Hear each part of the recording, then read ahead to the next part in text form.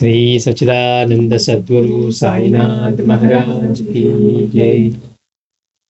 సద్గురు భరద్వాజ్ మహారాజ్ की जय। మహర్షి ఒక భక్తులు ఒక ప్రశ్న వేస్తున్నారు. నేను ఎన్ని పారాయణలు పూజలు చేసినా సాయి నాకు స్వప్న దర్శనమైనా ఇవ్వలేదు. విశ్వాసం లేని వారికి కూడా అనుభవం ఇస్తున్న ఆయన నాకెందుకు ఇవ్వడం లేదు? మహర్షి అడుగుతున్నారు. నేను ఎన్ని పారాయణలు పూజలు చేసినా సాయి నాకు స్వప్న దర్శనమైనా ఇవ్వలేదు. విశ్వాసం లేని వారికి కూడా అనుభవం ఇస్తున్న ఆయన నాకు ఎందుకు ఇవ్వడం లేదు అని మహర్షి గారిని ఒక భక్తులు అడిగితే మహర్షి గారు చెప్తున్నారు. కేవలం లౌకిక దృష్టితో పారాయణ చేసేవారిని సన్మార్గంలోకి లాగాలి కనుక వారికి త్వరగా దర్శనము ఇస్తారు సాయి.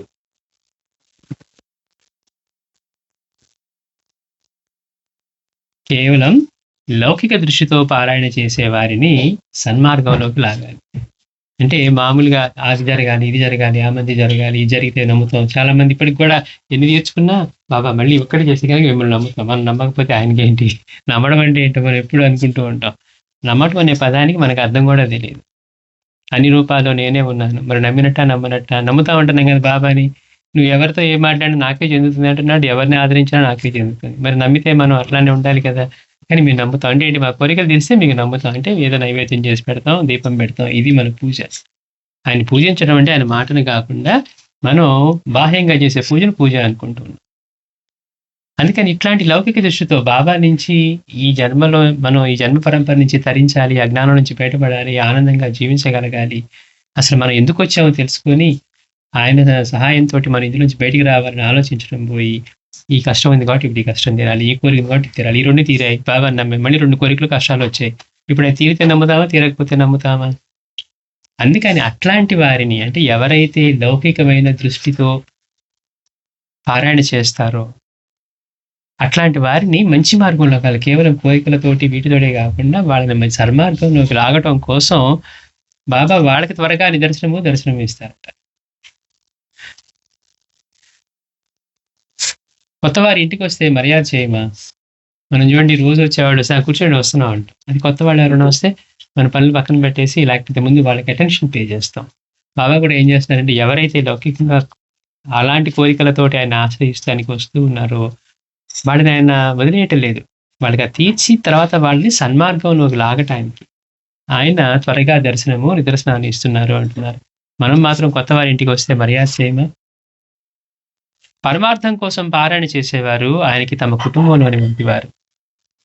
మాస్టర్ చెప్తున్నారు, మనం ఎవరైతే బాబా ఎట్లయితే రేగి బిడ్డలు కోరుకున్నారు, అన్ని జన్మల్లోని మీ తోడు ఉండాలి, మాకేం కోరుకోవాలో కూడా తెలియదు, అజ్ఞానంలోనే కోరుతాం, ఇవి మన్నించి మాకు ఏది మేలో మీరే అసలు ఏది మేలో చేయమని కూడా అడగక్కర్లేదు, బాబా మీ అనుగ్రహం మాకు ఎల్లవేళలా ఉండాలి, మమ్మల్ని ఈ జన్మలోను అన్ని జన్మల్లోనూ మీరే నడిపించాలి అని ఎవరైతే కోరగలుగుతారో అట్లాంటి పారమార్థికమైన దృష్టితో పారాయణ చేసేవారు, అలాంటి వారు ఆయనకి తన కుటుంబంలోని వంటి వారు.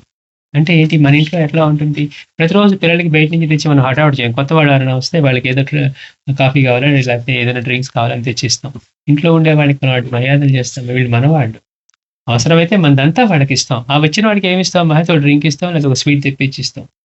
చూడండి, వాళ్ళకి కనిపిస్తుంది పిల్లలకి ఆ సమయంలో, చూడు అసలు మమ్మల్ని రోజు ఇంట్లో ఉన్న ఒక్కరోజు కూడా రండి తెప్పించరు, వాళ్ళు బయట నుంచి రాగానే హడావుడి చేసి తెప్పిస్తున్నాం అంటే మనం బాబా యొక్క కుటుంబంలోని వారిలాగా ఉందామా, లేదు అతిథిలాగా వచ్చి వెళ్ళిపోదాం. అతిథిలాగా వస్తే ఒక్క పూట చేస్తారు, పంపిస్తారు. ఒక్క పూట కూడా గంట సేపు ఉంటే చేస్తారు, ఎక్కువసేపు కూర్చుంటే వీడు ఇంకా భోజనానికి సాయంత్రం డిన్నర్ కూడా ఉండేట్టున్నాడు అనుకుంటా.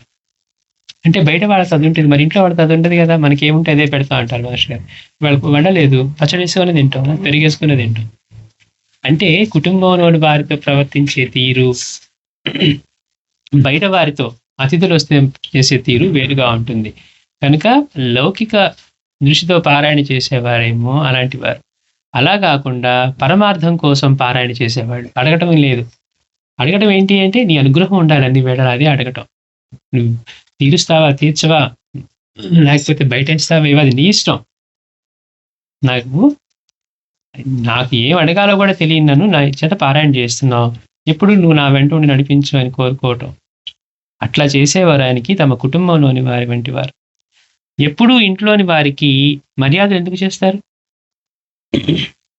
ఆయన కాకపోతే ఇంట్లో వాళ్ళు కాకపోతే బయట నుంచి వచ్చారు కాబట్టి వాళ్ళకి మర్యాదలు చేస్తారు. ఇంట్లోని వారికి మర్యాదలు ఎందుకు చేస్తారు? వారి ప్రధాన కర్తవ్యం నిష్ఠా సపూరి అనే దక్షిణ సమర్పించుకొనడమే. బాబాని మనం సేవిస్తూ ఉన్నాము, బాబాని మనం ఆశ్రయించామంటే మనం చేయవలసింది ఏంటట?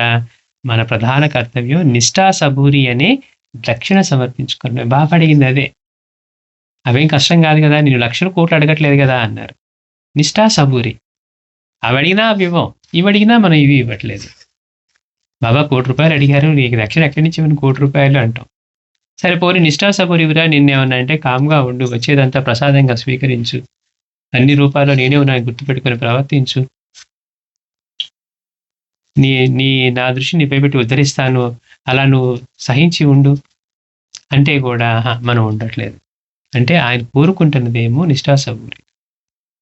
దాన్ని మనం ఆ నిష్ఠా సబూరి అనే దక్షిణని సమర్పించుకోవడమే. సాయి ప్రభుదాం శ్రద్ధగా విరామ సమయంలో చదివి దీక్షతో విడవకుండా పారాయణ చేయి. కనిపించిన సాధువు కల్లా మొక్కి వారి వెంట పడకుండా ఉండటం అవసరం.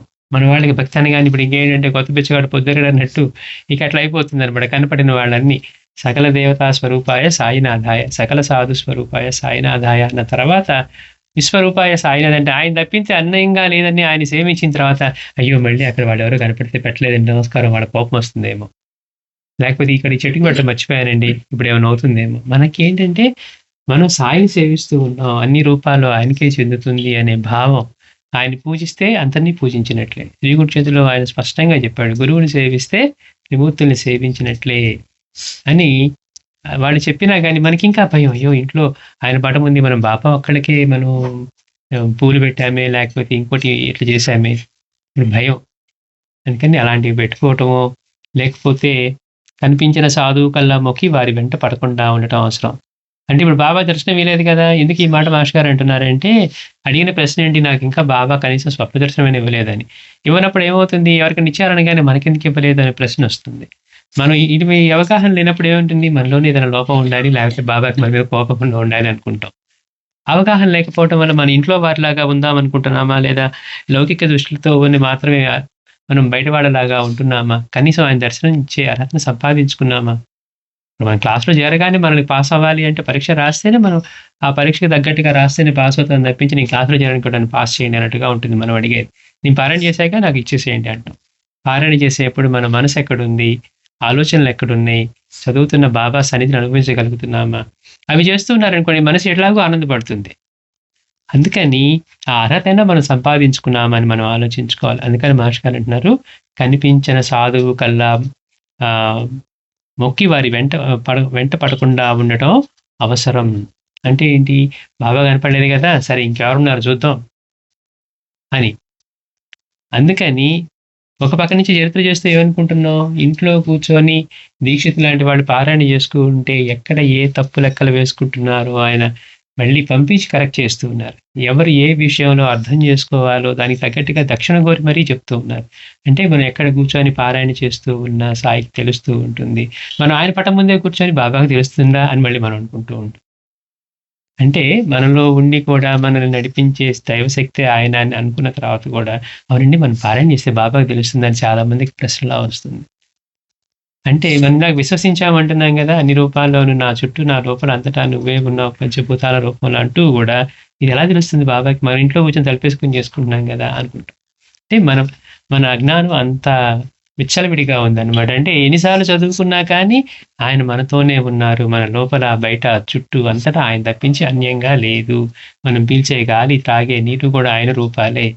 మరి ఆయన ఎక్కడ లేరు? అందుకని మళ్ళీ అయ్యో నాకు బాబా దర్శనం కావట్లేదు కాబట్టి నేను కొత్త కొత్త సాధువుల్ని వాళ్ళని దర్శించి మొక్కి ఇవి చేయాలి అని అట్లా చేయకుండా ఉండాలి. కనిపించిన వాడిని వివాహం ఆడక తపస్సు చేసింది కనుకనే పార్వతీదేవి సాక్షాత్తు పరమేశ్వరుణ్ణి పరిణయమాడింది.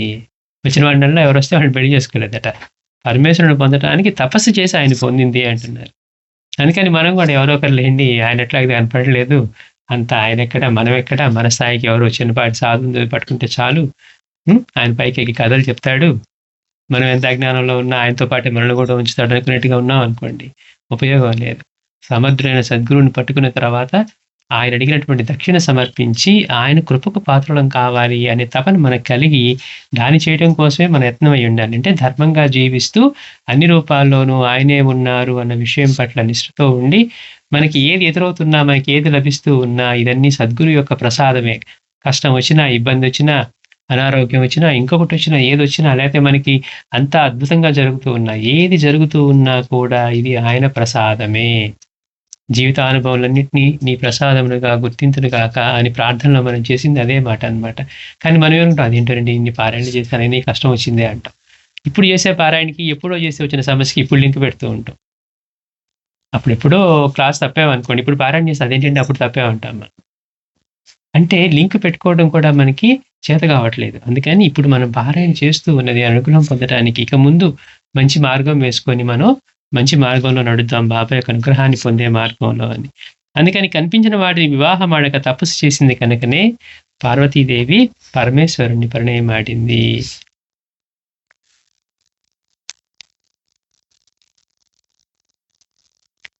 మన మనస్సు మన మనువు కూడా అలాగే చేయాలి. అందుకు తపస్సు చేయాలి. అప్పుడు కేవలం మర్యాదగా గాక శాశ్వత సన్నిధి లభిస్తుంది.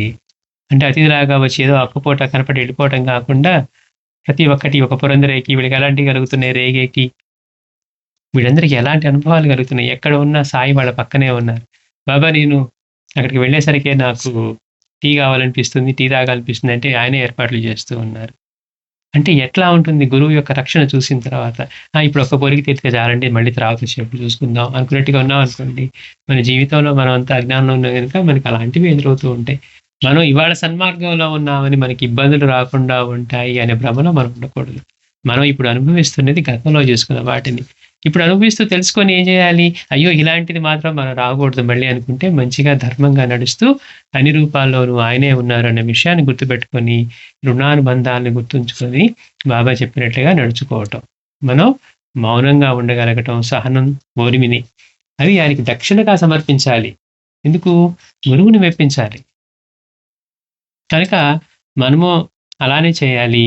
అందుకు తపస్సు చేయాలి. అప్పుడు కేవలం మర్యాదగా గాక శాశ్వత సన్నిధి లభిస్తుంది. వీటిని ఆవాడు అని బాబా చెప్పుకున్నట్టుగా శ్రీ సాయిబాబా జీవిత చరిత్ర, శ్రీ గురు చరిత్ర విడవకుండా పారాయణ చేస్తూ ఉండు. అయ్యో నాకు ఇంకా అనుభవం కలగలేదే, నాకు బాబా దర్శనం ఇవ్వలేదే అని కాదు, బాబా నుంచి సంపూర్ణంగా అనుగ్రహం లభించాలి. అందుకు మనం ఇప్పుడు ఈరోజు విత్తనం నాటితే పొద్దున్నే లేచి ఇంకా మొలక రాలేదంటే తవర పడుతున్నట్టుగా ఉంటుంది. ఇంక ఇది ఎప్పుడు చెట్టు అవుతుంది, నేను ఇంతకాలంగా చేస్తూ ఉన్నాను, ఇంకా మన దీని ఫలాలు ఎప్పుడు వస్తాయని ఎదురు చూసినట్టుగా చూస్తూ ఉన్నాం. ప్రాసెస్ చేస్తూ మనం ఆయన చెప్పినట్టుగా నడుచుకోగలుగుతున్నామా, ధర్మంగా ఉండగలుగుతున్నామా, బాబా అడిగిన నిష్ఠాసబూరిని మనం సమర్పించగలుగుతున్నామా? ఏం చెప్తున్నారు, నువ్వు ఎవరితో ప్రవర్తించినా ఎలా చేసినా అది నాకే చెందుతుంది, అన్ని రూపాల్లోనూ నేనే ఉన్నారు. బాబా నమ్ముతానండి అంటే ముందు ఈ మాట నమ్మాలి. ఈ మాట నమ్మితే మన జీవితం అంతా మారిపోతుంది. ఎందుకని ఎవరి ధర్మాన్ని ఆచరించాలన్నా అదే మూలం. లేకపోతే ఏమవుతుంది, వాళ్ళంటే ఇష్టం అండి, మా పక్కింటి వాళ్ళంటే పడదండి, వాళ్ళంటే పడదండి, వీళ్ళంటే పడదండి, ఇంతమంది లేరండి, అన్ని రూపాల్లో ఆయనే ఉన్నారండి అని అన్నాం అనుకోండి, అప్పుడు ఏమవుతుంది, అందరితోనూ ఒకేలా ప్రవర్తించడానికి సాధ్యమవుతుంది. అందుకని నిష్ఠాసబూరీలు మనకు అలవడాలన్నా ఎంతగా మనం బాబా చరిత్ర, గురు చరిత్ర పారాయణ చేస్తూ ఉండాలి. చేస్తూ ఉంటే మాత్రమే మన మనసుకి అది బలీయంగా తయారవుతుంది. అప్పుడు మాత్రమే అవును కదా, మన బాబా చెప్పినట్టు నిష్ఠాసబూరీలు ఉండట్లేదు కదా, ఆయన ఏమన్నారు, నా మాట విన్న వాడితో నాకేం పని అన్నారు కదా, మరి అలా ఉండట్లేదు కదా, అందం పట్టుకుంటున్నాం కానీ మిగిలిన పనులు ఏం చేయట్లేదు కదా. అందుకని మాస్టర్ అంటారు మనం కూడా అలానే ఉండాలి, మనం కూడా తపస్సు చేయాలి. అప్పుడు మాత్రమే మనకి కేవలం మర్యాదగా కాక అప్పుడెప్పుడు కనపడ్డారని ఎన్నో సంవత్సరాలు కానీ ఇప్పుడు ఏం లేదండి అందుకని చేయట్లేదు అనే స్థితిలో ఉన్నాం అనుకోండి, ఆయన కనపడినా కనపడకపోయినా, దర్శనం ఇచ్చినా ఇవ్వకపోయినా, మనం 10 సంవత్సరాల నుంచి 20 సంవత్సరాల నుంచి పారాయణ చేస్తూ ఆయన మార్గంలో ఉన్నామంటే అదే అనుగ్రహానికి ప్రతీక. నషగారు అంటారు, ఇప్పుడు 2 రోజులు ఎక్సర్సైజ్ చేసి వెయిట్ లిఫ్ట్ చేసామనుకోండి, ఒక్కసారి కండలు పెరగవట. ఫస్ట్ సారి 4-5 సార్లు ఎత్తగలిగిన వాళ్ళు రెండో రోజు ఇంకో 2 ఎత్తగలిగాం, ఒక వారం అయ్యేసరికి 10 సార్లు లిఫ్ట్ చేయగలుగుతున్నాం అనుకోండి, అయ్యో నాకు ఇంకా కండలు రాలేదండి ఎక్సర్సైజ్ చేస్తున్నాను కానీ అన్నాం అనుకోండి, నషగారు అంటున్నారు మొదటి రోజు నువ్వు 10 ఎత్తలేకపోయావు చూసావా, ఇవాళ 10 ఎత్తగలుగుతున్నావు. అంటే అది నీకు బలం పెరుగుతూ ఉంది. అది వెంటనే మనమే అనుకుంటున్నాం మజిల్‌లో కనపడానికి షేప్ రావట్లేదు అనుకుంటూ ఉంటాం. అంటే ఆ లిఫ్ట్ చేయగలిగిన కెపాసిటీయే బలం. అలా మనం 10, 20 సంవత్సరాల నుంచి విడవకుండా పారాయణ చేయగలుగుతున్నాం అంటేనే అది ఆయన అనుగ్రహానికి ప్రతీక. అయితే ఇంకా మనకెందుకు కలగలేదు అంటే ఇంకా మనం గురువుని ఆ స్థాయిలో మెప్పించలేదు. అది మనల్ని చెక్ చేసుకోమంటున్నారు. అది మాస్టర్ గారు చెప్పింది ఎప్పుడు గూడా ఆయన వైపు నుంచి ఏ లోపం ఉండదు. మన వైపు నుంచే ఉంటుంది. అందుకని గురువు చెప్పినట్లుగా నేను నడుచుకుంటున్నానా? నిష్ఠా సబూరి అనే వాటిని మనం బాబాకి సమర్పించుకోగలుగుతున్నామా? అనేది మనం చెక్ చేసుకుంటూ విడవకుండా పారాయణ చేయటమే మనకి మార్గం. శ్రీ సచ్చిదానంద సద్గురు సాయినాథ్ మహారాజ్ కీ జై.